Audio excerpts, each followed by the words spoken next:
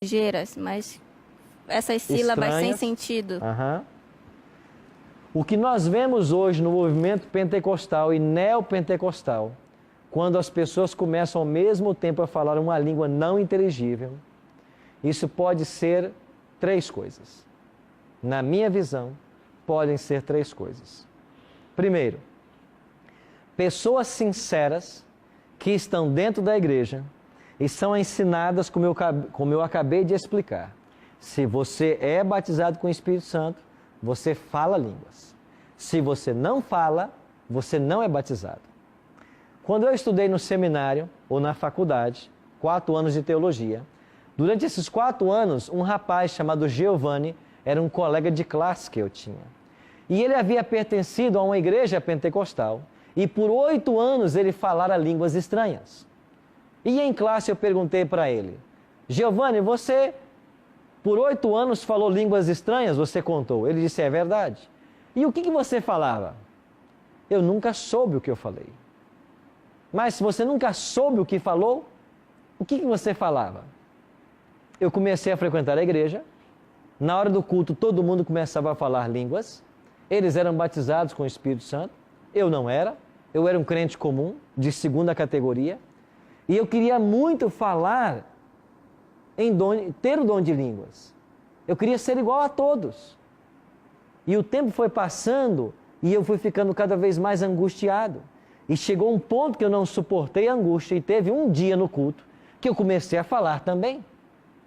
E eu falei, quando eu comecei a falar, o pastor disse para mim, você agora foi batizado com o Espírito Santo. E a partir daquele dia, eu falei por 8 anos línguas. Mas eu nunca soube o que eu falei, porque de fato são sílabas sem sentido. Primeiro caso, para mim, o que acontece hoje no movimento pentecostal e neopentecostal são pessoas sinceras, que estão em busca da verdade, em busca do Espírito. E por causa dessa pressão psicológica, eles começam a falar coisas que não têm sentido, mas isto os satisfaz, porque é assim que eles aprenderam. São pessoas sinceras que estão sendo enganadas. Segunda possibilidade, na minha visão, charlatões. Pessoas que dizem ter o dom de línguas para enganar outras pessoas, como se elas fossem líderes espirituais. E eu já presenciei em algumas dessas igrejas pessoas que falavam outra língua, nesse caso o inglês, e começava a falar inglês e dizia ter o dom de línguas. Mas qualquer que entendesse um pouquinho de inglês sabia que ele estava falando em inglês. Mas a pessoa havia estudado inglês e começa a falar algumas palavras em inglês para dizer que tem o dom de línguas e que pode ser um líder espiritual porque tem o Espírito Santo. Charlatanismo. Terceiro caso, e eu tenho que dizer isso com muito carinho para vocês. Eu acredito que há casos dentro do movimento pentecostal e neopentecostal que seja possessão demoníaca. Possessão demoníaca. Ao ponto da pessoa estar tão longe de Deus que usa estas coisas para benefício satânico. O diabo controla essas pessoas e elas começam a pretender falar alguma coisa que ninguém entende nada e ninguém está sendo edificado. Então, para mim, o que acontece hoje podem ser essas 3 hipóteses. Um outro detalhe, o dom de línguas é a habilidade de falar uma língua materna que Deus pode me dar para alcançar alguém com a pregação do Evangelho. Segundo, eu não posso pretender que toda a igreja tenha o dom, porque diz Paulo que é o Espírito Santo quem distribui os dons. Terceiro, quando o Espírito Santo der o dom para alguém, quer seja ele de línguas ou não, o apóstolo Paulo, em 1 Coríntios capítulo 12, ensina que todo dom espiritual ele tem 2 objetivos: edificar e instruir a igreja. Se não há edificação e se não há instrução, não é dom do Espírito Santo. Aí eu pergunto para você, e para você que me assiste em casa, quando num culto, todo mundo começa a falar uma língua ininteligível, onde a palavra de Deus fica relegada a segundo plano, onde não se estudam as verdades contidas aqui, e o povo permanece sem conhecer o que Deus revelou, mas todo mundo fala ao mesmo tempo, uma língua que ninguém entende. A pergunta é: quanta instrução e quanta edificação está acontecendo em igreja tal? Quanta instrução, quanto que as pessoas sabem da doutrina sagrada de Jesus Cristo, quanto que elas aprendem nesses cultos. Eu já disse para vocês que Satanás ataca hoje a Bíblia, não é queimando mais a Bíblia, não é matando quem prega, mas é colocando os pregadores com a Bíblia debaixo do braço. É levando crentes para dentro das igrejas, onde cultuam a Deus por 1 hora, 2 horas, 3 horas, e a Bíblia permanece fechada. E quando você encontra alguns cristãos por aí, que frequentam essas igrejas, e você começa a falar de Bíblia, começa a falar de mortalidade da alma, de juízo, de santuário celestial, começa a falar da importância da saúde, de não fumar, não beber, não usar drogas. Esse povo não conhece nada de Bíblia. E sabe por que não conhece nada de Bíblia? Porque estão na igreja há 20, 30, 40 anos, mas a preocupação é falar língua estranha. A preocupação é com exorcismo, todo dia exorcizar. A preocupação é com curas milagrosas, todo dia tem que curar. Você está entendendo como que o diabo trabalha hoje? Gildo. De fato, é um assunto preocupante e nós, como cristãos, devemos nos preocupar.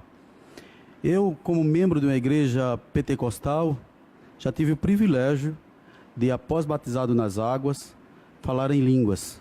Eu pude ter esse privilégio. Não que a igreja em algum momento me incentivou ou mandasse eu pronunciar, porque nós levamos a Bíblia com seriedade. A experiência que eu tive foi maravilhosa, foi magnífica.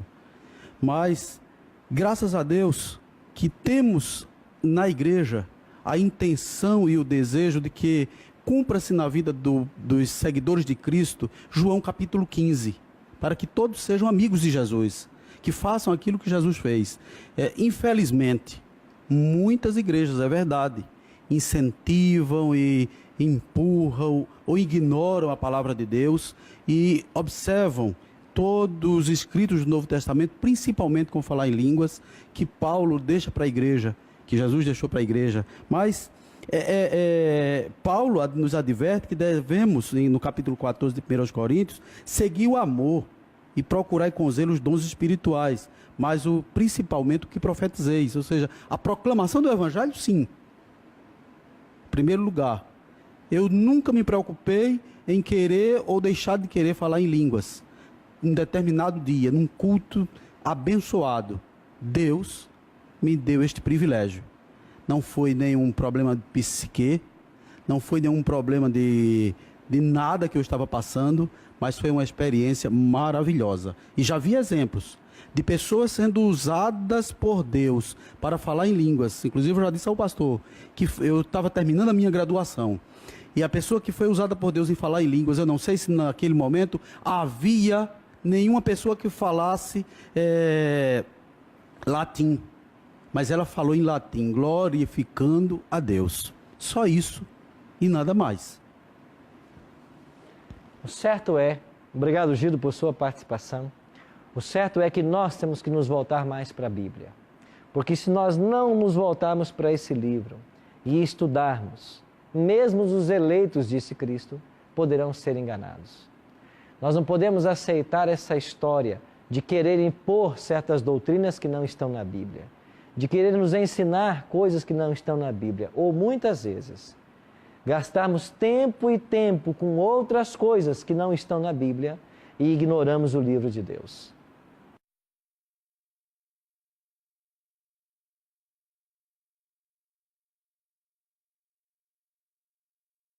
Eu sou Gildo Santos, tenho 53 anos, fui pastor por 9 anos em uma igreja pentecostal, mas membro naquela igreja fomos 25 anos.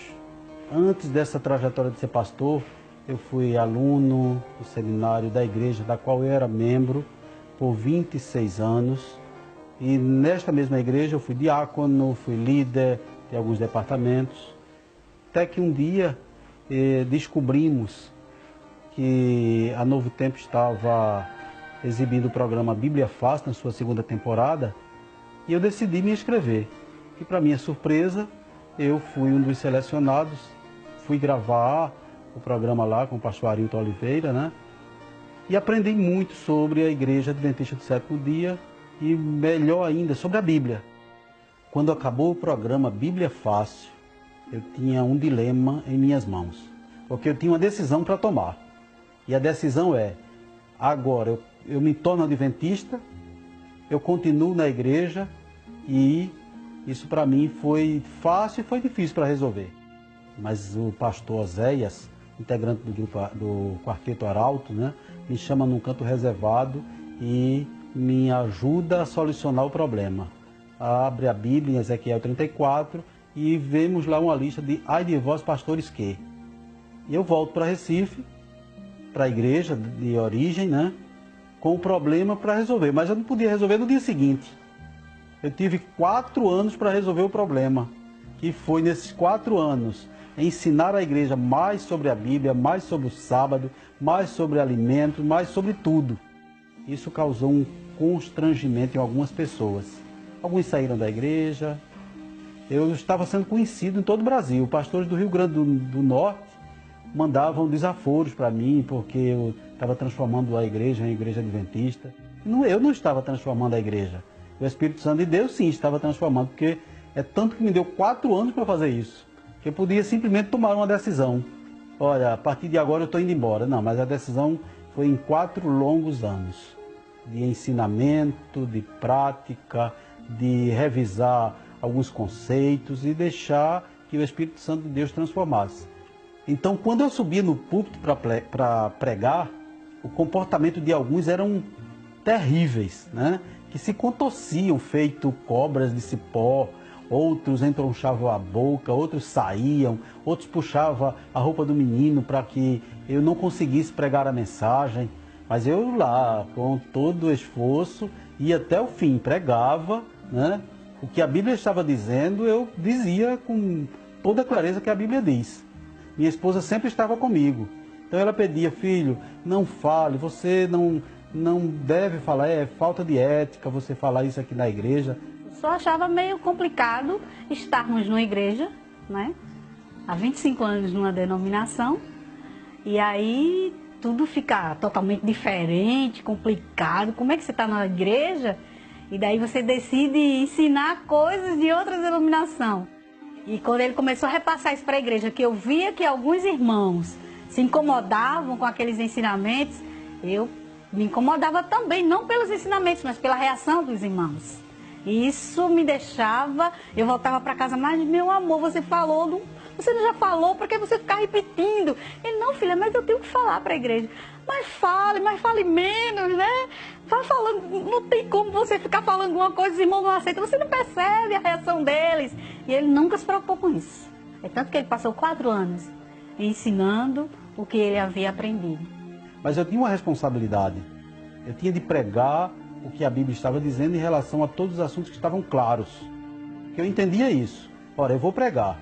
Deus me deu oportunidade para ser pastor em uma igreja, ter um rebanho para cuidar, e agora eu vou abandoná-los, vou abandoná-los lá e vou para outro lugar e não vou dizer porquê. Não, eu vou pregar o que a Bíblia está dizendo. E vou até o final. Quando os líderes da igreja, né, os bispos, porque essas notícias correm fácil, né? Que eu estava pregando sobre o sábado, isso causou um problema de ordem que atravessou Pernambuco. E chegou um momento que eles me convidaram no escritório regional para me colocar no canto da parede. E eu fui. Pastor, se na igreja que o senhor é pastor ou bispo, e se o senhor, por acaso, descobrir que alguém na igreja está roubando, o que é que vai fazer? Vou disciplinar, porque o mandamento diz que não deve se roubar, nem matar. Pois bem, e por que essa implicação com o 4º mandamento? Você vai prestar contas a Deus, porque não está ensinando a sua igreja a guardar os mandamentos de Deus, principalmente o 4º. Eu vou continuar ensinando sobre os mandamentos na igreja. Ninguém me impede. Se está na Bíblia, então então eu vou continuar ensinando. E continuei. Eu só soube da reunião quando ele retornou para casa e me contou o que tinha acontecido. Eu disse, e agora? A gente precisa decidir o que a gente vai fazer. Vamos orar e Deus vai nos dar uma saída, porque a minha preocupação era a gente deixar a igreja assim sem dar uma explicação. Né? Aí ela me dá a fabulosa ideia. A ideia de convidar o bispo para participar ou celebrar a Santa Ceia. E naquele dia de celebração, foi 4 de dezembro de 2016, nós, no final de tudo, culminava com a entrega do pastorado. E assim foi. Ninguém da igreja sabia. E no momento final ele passa a palavra para mim, aguardando que eu desse a bênção apostólica, né? E eu comunico à igreja que aquele era o último domingo que nós estávamos ali como pastores. Foi o dia mais feliz da minha vida. Foi o dia que saímos de casa de cabeça erguida, cultuamos ao Senhor livremente.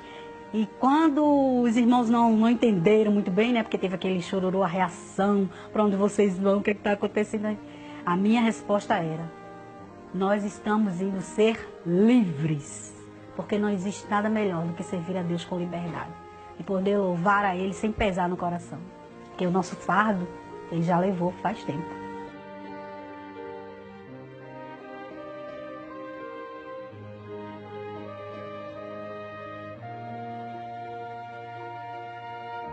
O convite para o nosso batismo deu-se lá em São Paulo. Saber que iríamos ser batizados pelo pastor Arilton Oliveira e participar ainda do programa, não teve preço isso. O momento do batismo na Novo Tempo foi demais. Demais por quê? Agora eu sou adventista do sétimo dia. Agora eu tenho competência de dizer para o mundo: gente, nasci de novo. Somos novas criaturas. A folha virou o livro. Há uma nova história. Começa tudo de novo. Tudo é passado e agora vai ser tudo presente. E nesse presente, nós queremos, eu e minha esposa, nós queremos servir a Deus dizendo, de fato, novo a vida, novo cristão, nova pregação, novo estilo de vida, novo estilo de tudo. Tudo novo de novo.